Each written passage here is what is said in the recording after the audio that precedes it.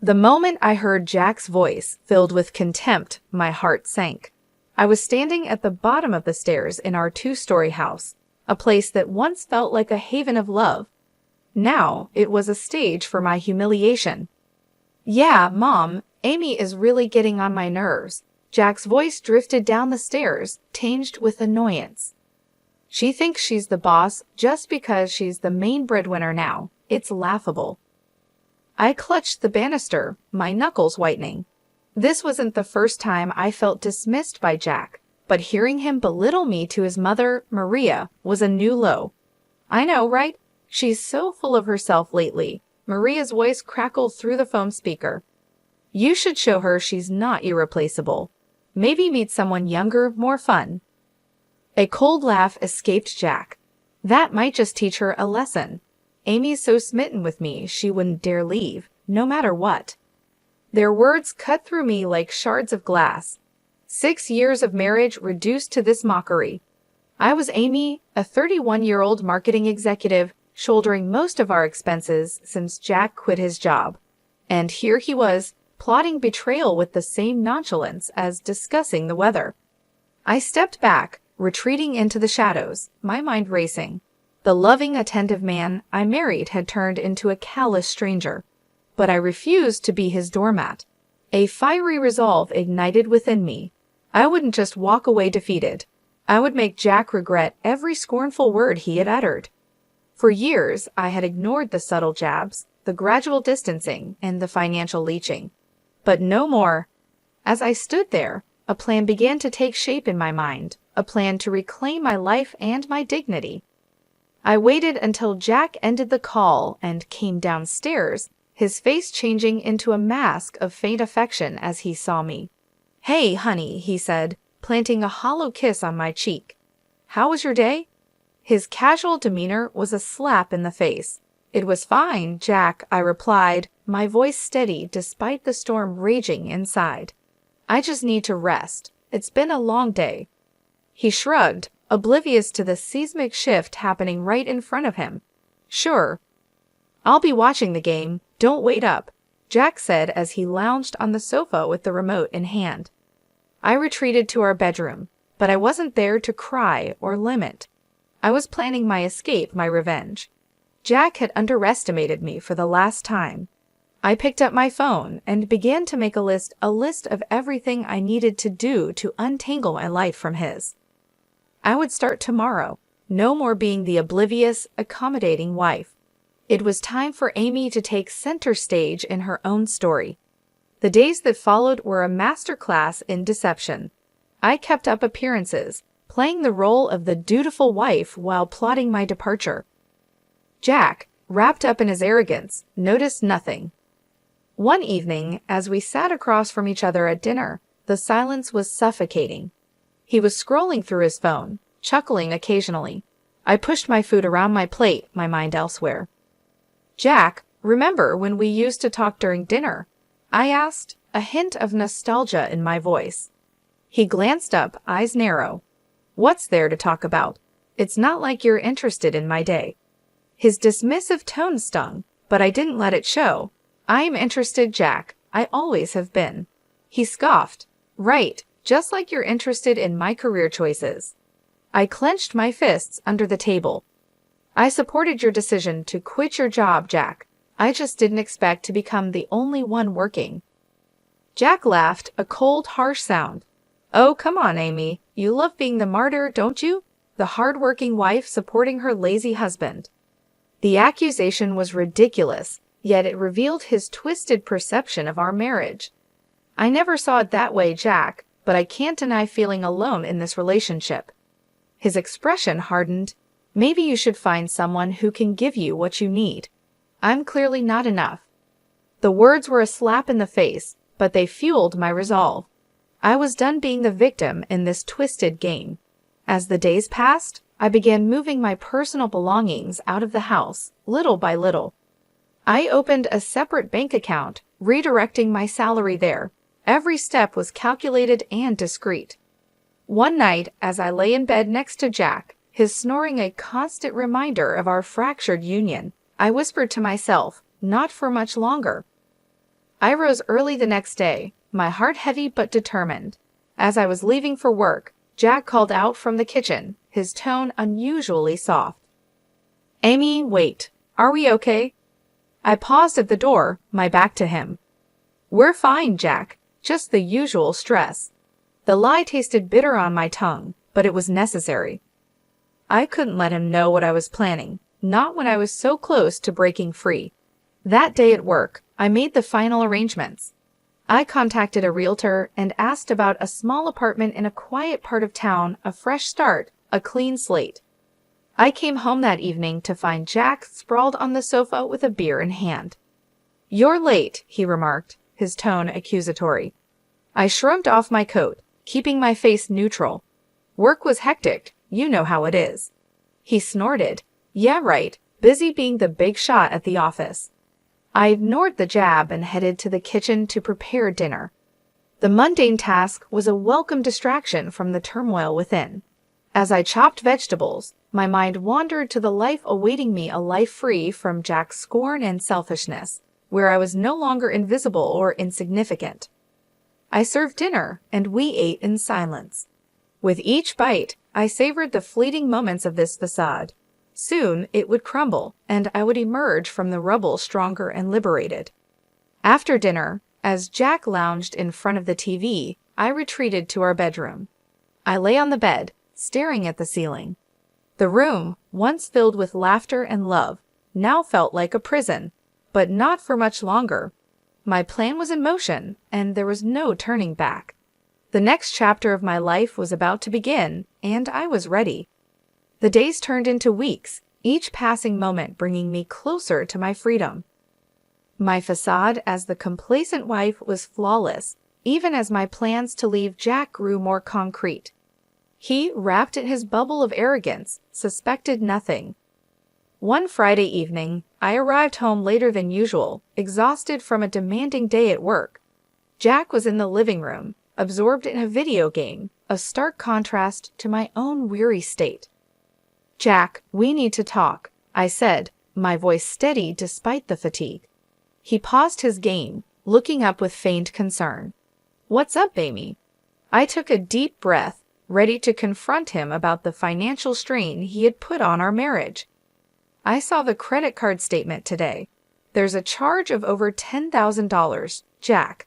What did you buy?" His face paled for a moment, then he shrugged nonchalantly. "Just some stuff I needed. It's not a big deal." "Not a big deal?" My voice rose in disbelief. "Jack, you used my credit card without asking, and for such an amount?" He rolled his eyes, dismissing my anger. "Come on, Amy. It's not like we can't afford it. Besides, I'm your husband. What's yours is mine, right?" The audacity of his words left me speechless.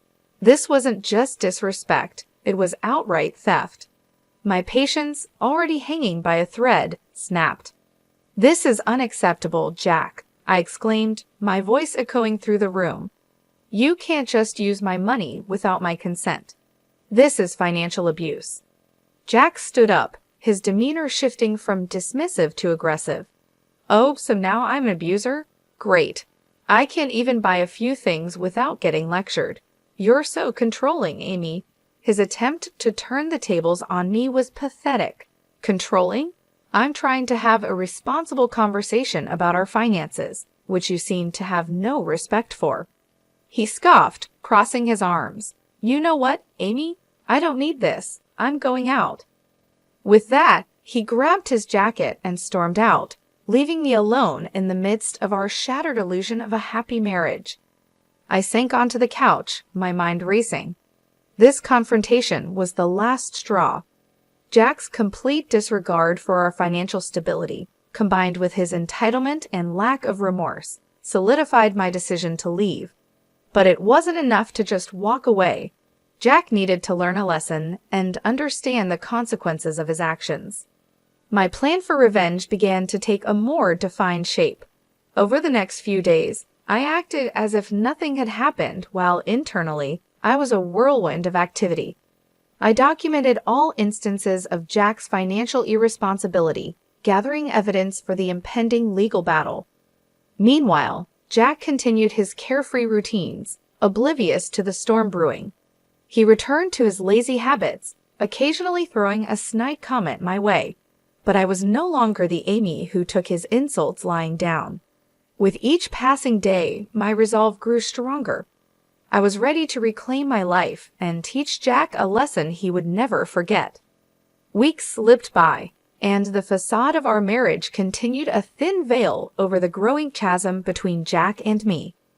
My plans, however, were solidifying, each step meticulously calculated. It was a waiting game, a game I was determined to win. One lazy Sunday afternoon, Jack lounged on the couch, his attention fixed on a football match.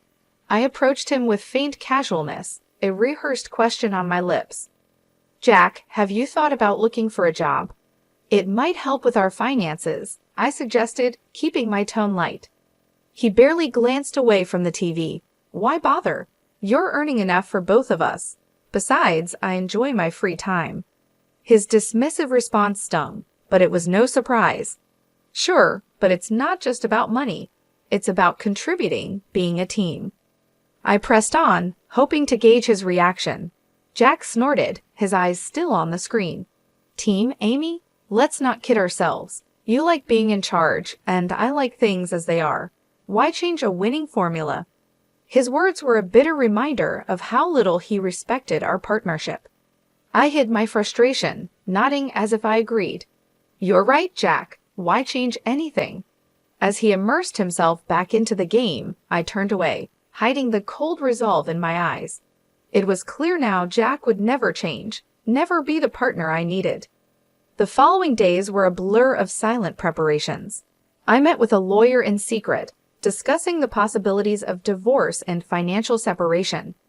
I documented every instance of Jack's financial irresponsibility, his neglect, and his emotional abuse. Meanwhile, Jack continued his life, unaware of the storm brewing. He spent his days in idle leisure, occasionally throwing a barbed comment my way, believing I was too weak to fight back. But I was no longer that person. Each of his jabs only strengthened my resolve. The Amy he thought he knew was about to shatter his complacency. One evening, as we sat at dinner, Jack's phone buzzed incessantly. He glanced at the screen, a smirk spreading across his face. "Something funny?" I asked, my curiosity piqued despite myself. "Just a friend from the gym.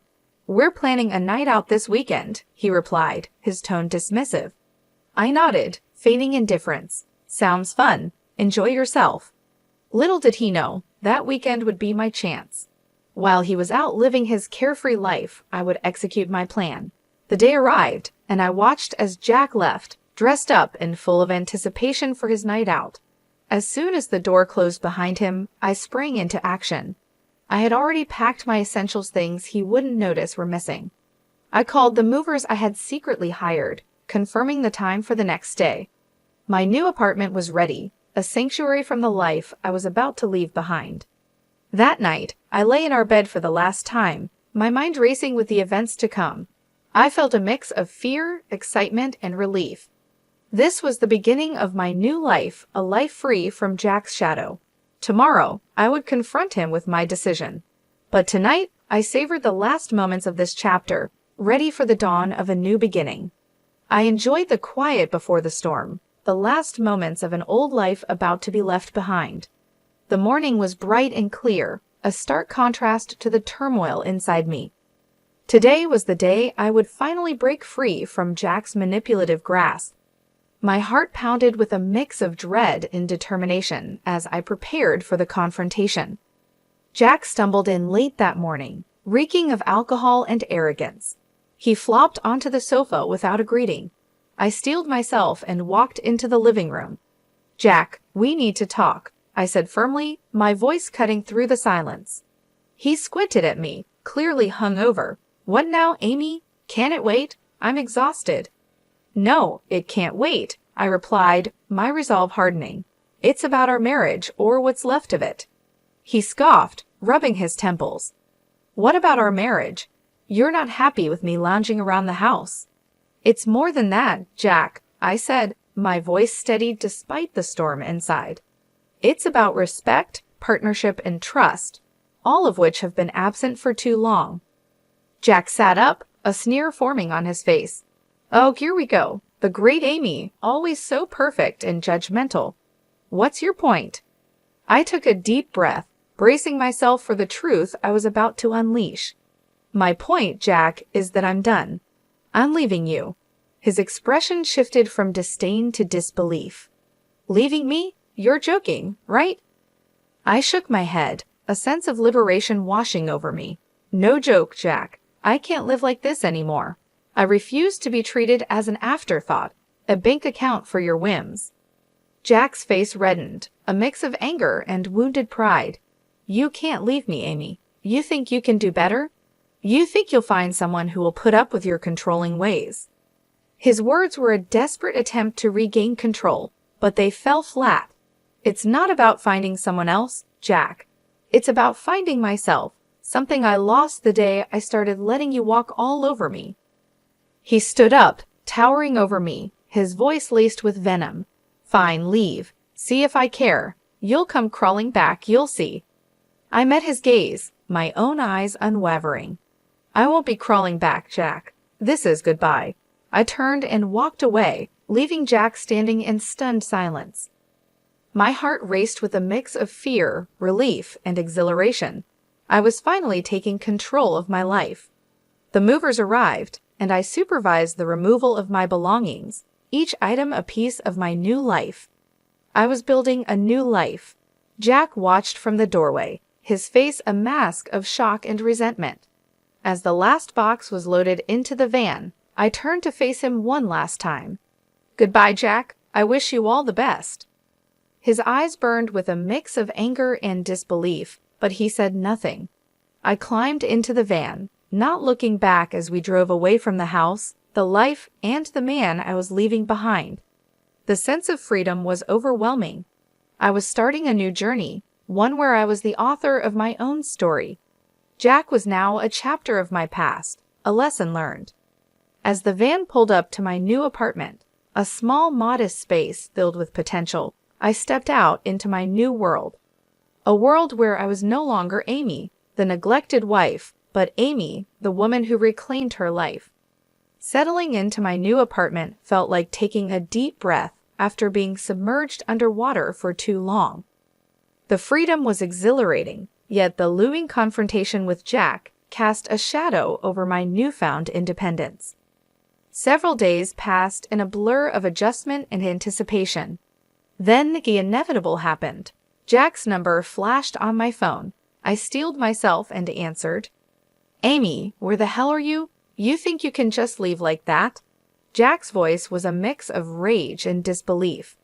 I replied calmly, I'd already told you, Jack. I'm done. Our marriage is over. You can't just decide that on your own. You're my wife. He spat out the words, his anger palpable. I was your wife, Jack, and yes, I can decide. I won't be a part of a marriage where I'm disrespected and used, I countered, my voice firm. There was a pause, and I could almost hear the gears turning in his head. You'll come back. You need me. I couldn't help but laugh, a sound of genuine amusement. Need you, Jack? I've been the one carrying us for years. I don't need you. It's the other way around. His voice cracked with a mixture of fury and desperation. You can't do this to me, Amy. What about our finances, the house? You can't just leave me with nothing. That's not my concern anymore, Jack. You should have thought about that before treating me the way you did. I said, the satisfaction of finally speaking my mind liberating. There was silence on the other end, and then he hung up. I stared at the phone, a sense of finality washing over me. I had closed the chapter on Jack, but I knew this wasn't the end. There would be legal battles ahead, but I was ready for them. I was fighting for myself now. The following weeks were a whirlwind of legal consultations and paperwork, but each step brought me closer to my new life. I filed for divorce, citing Jack's financial irresponsibility and emotional neglect. He responded with a flood of angry calls and messages, each one more desperate and vindictive than the last. You'll regret this, Amy. You can't just throw me out like garbage, he yelled during one heated call. I remained calm. I'm not throwing you out, Jack. I'm setting myself free. And as for regret, I only regret not doing this sooner. As the legal proceedings progressed, Jack's true colors showed brighter than ever. He tried to manipulate the situation, paint himself as the victim, but the evidence against him was overwhelming. The day of the final hearing arrived, and I stood in the courtroom, a mix of nerves and determination. Jack was there, his face a mask of defiance and resentment. The judge reviewed our case, the documentation of Jack's financial abuse, and my testimony about our marriage's breakdown. The verdict was swift and in my favor. I was granted a divorce and a fair settlement. Jack's face contorted with rage as the judge announced the decision. This isn't fair. She can't just take everything from me. But his protests fell on deaf ears. The decision was final. I walked out of that courtroom feeling lighter than I had in years. I had won not just the case, but my freedom. As I started my car and drove away from the courthouse, I didn't look back. Jack was a part of my past now, a reminder of what I had overcome. Ahead of me lay a road of possibilities, a future where I was in control. I smiled to myself, a sense of peace settling over me. The battle was over, and I had emerged victorious. It was time to start living my life on my own terms. The days following the divorce were a mix of relief and rebuilding. I, Amy, had stood up for myself in a way I never thought possible. Yet the echoes of my broken marriage with Jack lingered, a reminder of the battles I had fought. I was settling into my new life, embracing the peace that came with it, when my phone rang one evening. The screen flashed Jack's name, a ghost from the past I thought I had left behind. Reluctantly, I answered, "Jack, why are you calling?" His voice came through, laced with bitterness. "You think you can just take everything from me and walk away, Amy? You've ruined my life." I took a deep breath, keeping my composure. "Jack, the court made its decision. It's time for both of us to move on." He scoffed. "Move on? How can I move on when you've left me with nothing? I'm struggling to make ends meet because of you." The accusation was absurd, yet it didn't surprise me. "You're responsible for your own situation, Jack. I simply stopped enabling your behavior." His voice rose, filled with desperation and anger. "You owe me, Amy. After everything I did for you, you owe me." I felt a twinge of anger, but kept it in check. "You did nothing but take me for granted, Jack. I don't owe you anything."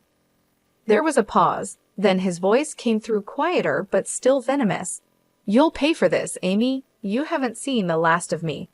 I ended the call, a sense of unease settling over me. Jack's threats were likely empty, but they reminded me of the man I had once loved, now a stranger consumed by bitterness. Weeks passed, and I threw myself into my work, finding comfort in the routine. My colleagues noticed the change in me, the newfound confidence and determination. I was promoted, a recognition of my hard work and resilience. But as I climbed the corporate ladder, Jack's shadow loomed. He started a smear campaign, spreading lies and rumors about me to our mutual acquaintances. I heard whispers of his accusations, painting me as the heartless ex-wife who had stripped him of everything. I confronted these challenges head-on, refusing to let Jack's pettiness derail my progress. I had fought too hard to reclaim my life, to let his bitterness taint it. One afternoon, I received a call from a mutual friend, hesitantly relaying a message from Jack. He was struggling financially, facing eviction, and in a moment of desperation, he reached out to me. I listened, a mix of pity and resolve in my heart. "Tell Jack I wish him well, but his choices are his own. I can't help him." As I hung up, I realized how far I had come. The old Amy might have rushed to Jack's aid, but I was no longer that person.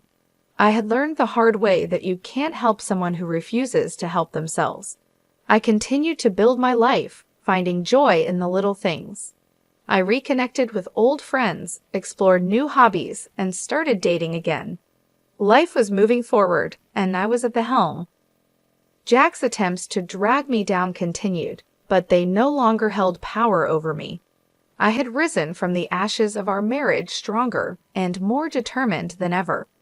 As I sat in my apartment one evening, reflecting on my journey, I felt a sense of peace. I had faced my demons, fought my battles, and emerged victorious. The future was bright, and for the first time in a long time, I was truly happy. I was genuinely excited for what lay ahead. Life had found a new rhythm, and mine was no different. The scars of my past with Jack were still there, but they no longer defined me. I was Amy, reborn from the ashes of the life I had left behind. My promotion at work brought new challenges and opportunities. I thrived in the environment, my confidence growing with each successful project. My social life also took a positive turn. I met new people, some of whom became close friends and even started dating again. Life was good, but the shadow of Jack still lingered at the edge of my newfound happiness. One evening, while having dinner with a friend, my phone buzzed. It was a message from a number I didn't recognize. Hesitantly, I opened it. It was from Jack. "Amy, I need your help. Please." The words were simple but carried the weight of our shared history. I showed the message to my friend, who looked at me with concern. "You don't owe him anything, Amy. Remember that." I knew she was right. I had moved on, but it seemed Jack was still stuck in the past. I didn't reply to the message. Instead, I blocked the number and tried to focus on the present. The next day, I heard the news. Jack had hit rock bottom. He had lost his home, his friends, and was struggling to find work. Part of me felt pity for him, but another part knew this was the result of his own actions. I continued with my life, the memory of Jack fading into the background. My days were filled with work, friends, and the occasional date. Life was moving forward, and I was content. 2 weeks later, I bumped into a mutual acquaintance who had kept in touch with Jack. "He's not doing well, Amy," she said, her expression somber. "He's lost everything. He's even talking about leaving town." I listened, feeling a strange mix of emotions. Jack had been a significant part of my life, but he had also been the source of much pain. His downfall was his own doing, a result of his choices and actions. "He made his bed," I replied, trying to keep my voice neutral. "I hope he finds what he's looking for." As I walked away, I realized that Jack's downfall was his own karma. He had chosen his path, and now he was facing the consequences. It was a harsh reality, but it was not mine to bear. Months passed, and life continued. I heard bits and pieces about Jack's situation now and then, but they no longer affected me. I had moved on, building a life that was mine and mine alone. One day, as I sat in my office looking out at the city's skyline, I reflected on my journey. I had faced hard times, fought for my dignity, and emerged stronger. I had learned to stand up for myself, to demand respect, and to walk away from negativity. I had also learned to forgive, not for the sake of those who had wronged me, but for my own peace. Holding on to anger and resentment only weighed me down. I had let go, and in doing so, I had found freedom. As the sun set, casting a warm glow over the city, I smiled. I was happy, truly happy. My past with Jack was just that, the past. Ahead of me lay a future full of possibilities, a future I was ready to embrace.